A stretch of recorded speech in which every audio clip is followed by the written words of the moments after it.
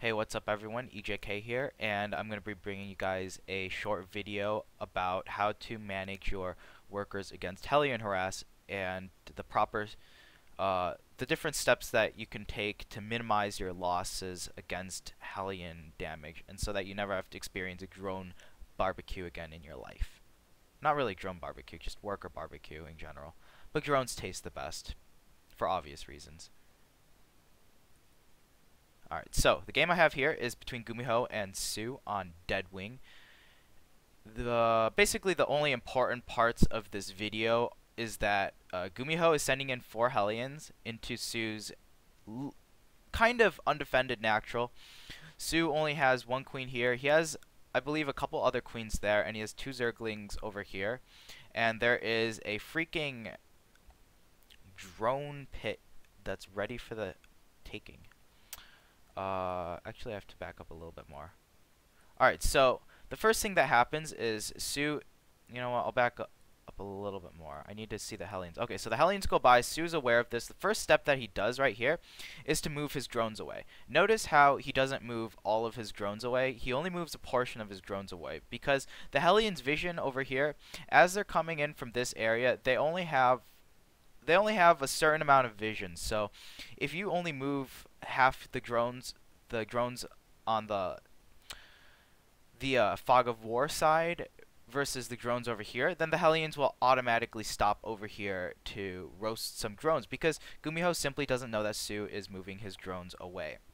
So this very fast reaction time by Sue and the conscious decision to only move a portion of his mineral line is the first step in to minimize your losses, because let's be realistic here. 4 Hellions one-shots a drone. Even 3 Hellions one-shots a drone. So it's not realistic that you are going to take 0 damage, but what is realistic and what you can expect is that you take maybe 3 to 5 workers and not any more. 2 if you're really, really good, or if your opponent messes up. So I'm going to kind of try to break this up into different stages, because this is about a 10-second harass, and it's going to be explained in hopefully a couple of minutes. Gumiho ends up getting 4 volleys off with his Hellions, so I'm going to try to break it up into those volleys, like what happens in between the volleys. So it's 39 seconds here.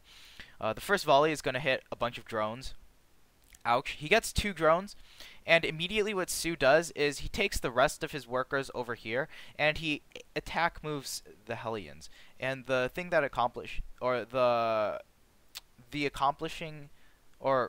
thing that's being accomplished here is that if the Hellions try to get closer up to the drones, they will take valuable damage. The difference between getting 1 more shot off and maybe potentially killing a couple more drones versus dying because the drones did 5 damage of paint to the Hellions. Basically, every drone attack to the Hellion is worth about a Zergling attack, and that might not seem like a lot, but if it's the difference between getting an extra volley of Hellion shots off and not doing it, then it's definitely worth it.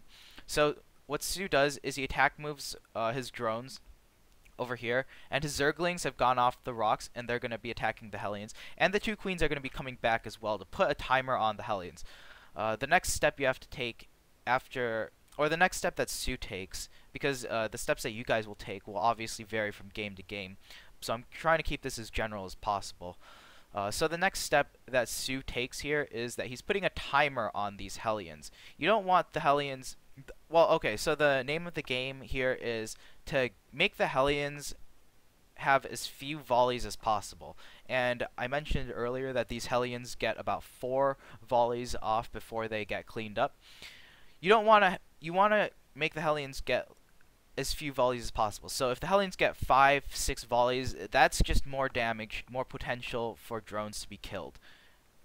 And I'm using drones in this scenario because the drones are on the screen, but it can be applied to all workers. So what Sue does by putting put a timer on the Hellions by bringing his Lings, attacking with the drones, and bringing the 2 queens, clearing the creep. Very important to do it as soon as possible, because each half a second, I'm not even going to say an entire seconds, not even half a second, every 10th of a second counts. Alright, so I think I explained everything here. The next thing that happens is that Gumiho, upon seeing that there are very few drones over here and not wanting to just try to clean up these remaining drones and wanting to try to get a juicy barbecue going with this line of meat heading up the ramp, he is going to dart into the natural, or further into the natural, into the main. One thing to note is that these Hellions are going to be sacrificed 100%. There's no going back. They're suicide bombers from Japan, and their goal is to do as much damage as possible. So, actually I think they were suicide fighters, or maybe they were fighters and bombers. Okay, so anyways, Gumiho, upon seeing that there's no drones over here, or very few, knows that the only other option Su has is moving his drones away, in the away direction, so like basically anywhere over here, and Su ends up moving them up the ramp. So Gumiho's gonna go over here. We see him clicking, so he's gonna spot these drones, and he's gonna try to get another volley off. But Su's gonna do some more micro that minimizes the losses. So right away, instead of continuing to run his workers and trying to get the queen to block the ramp, which I'm sure the queen can do if you're not under pressure, and yeah, I'm pretty sure one queen can block the ramp, but it's very, very risky, and if the one queen doesn't block the ramp, then you're going to lose like 10, 15 more drones, because there's going to be like nothing in the main and just a bunch of drones. So the next step that Su takes is to section off the Hellions that are doing the harassing damage. And what I mean by that is, notice how Su takes about 4 workers here, and he sections them off onto the main ramp so that the Hellions cannot go past these drones, and the Hellions are forced to shoot at the drones. And notice how they're not all in a line either. Like, you want them to be in a horizontal line rather than a vertical line, because the Hellions always shoot vertical. Or no. So basically, that you want the Hellions, you know how the Hellions shoot in one straight line? The Hellions would shoot like this. You want your drones to be like this, so they aren't lined up. Or, well, they are lined up, but they're lined up in the opposite way, so that the Hellions do less damage. So, we see here the second volley goes off. That was a hold position volley by Gumiho, because he might not have had... Another thing that this does is that if you target one of the drones over here, and these drones block you from getting up and getting, like, just a little bit, just the tip of your pre-igniter afterburners, or whatever the fuck it's called, off on this drone, then these Hellions no longer have vision of it, and they no longer... their attack pathing gets screwed up. So what happened here was Gumiho was forced to do a hold position micro because these drones were blocking the ramp, and I'm pretty sure he tried to he was going to click one of these drones, but upon seeing these drones here and not having enough time to react to maybe right click on one of them, he ended up doing a hold position. And what we see here is that when there's drones attacking like this and when there's drones attacking like this, the Hellion hold position micro is based upon the fact that there are only some units attacking and the rest of the units are kind of running away. So when you attack move, then the priority gets messed up for the Hellions, and their hold position, instead of hitting the thing that's nearest to them, is going to hit the thing that's going to be attacking them. So these drones here, I believe these drones are going to be attack moving as well as these drones, and that's what ends up getting this nice little surround. And Su very smartly pulls back these drones as fast as possible, so he only loses about 3 more drones over here. And now he brings a couple... Well, okay, he actually loses most of the drones because Gumiho's able to sneak one more Hellion and get one more kill off right there. But then Su brings a couple more drones back to the ramp to block these Hellions from going up. So these drones, like, they're just cheering on the rest of the drones here. And notice how they're not even going to the main mineral line, because this harass is going to be cleaned up relatively fast, so that when these drones are over here, they can go back mining at the natural faster than if they were at the main. So those are all the volleys that get off. The last 2 volleys weren't really that important. They were cornered, so the Hellions got minimal damage done. I believe they didn't even kill those 2 Zerglings, so they really only got 3 more drone kills, as we see over here. So if we go back and watch this kind of in a bit of a I guess recap of what's going on. Notice how he gets walled off over here and he gets surrounded by Sue's drone micro, and he ends up losing his Hellions for very little damage.